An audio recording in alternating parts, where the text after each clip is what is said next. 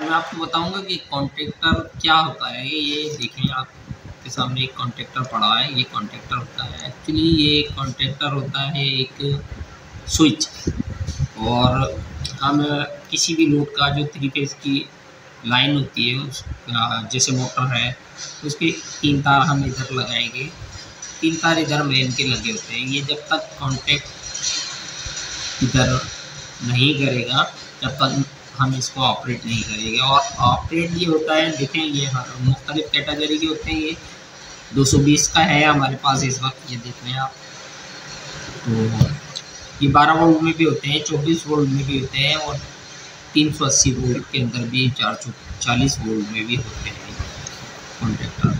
और इनका बेसिकली काम ये होता है, जब हम इनको सप्लाई देंगे तो इधर की सप्लाई इधर कन्वर्ट कर देगा और हमारी चीज़ चलने लग जाती है। इसी तरीके से हमारी ये एक ओवरलोड रिले है।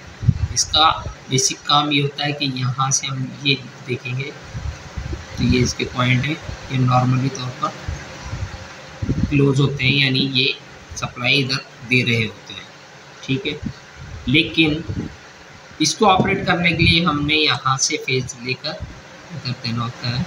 और जो नॉर्मली तौर पर ये क्लोज होता है, लेकिन जब लोड आता है इसके ऊपर, जैसे ये है 5 एम्पेयर पे हमने सेट कर रखी है, अगर इसमें 5 एम्पेयर का लोड आया 5 सेकंड के लिए या इससे ज़्यादा, तो ये ट्रिप कर देती है, यानी ये सप्लाई यहाँ की ऑफ़ करा देती है। इससे हमारा कॉन्टैक्टर ऑफ हो जाता है।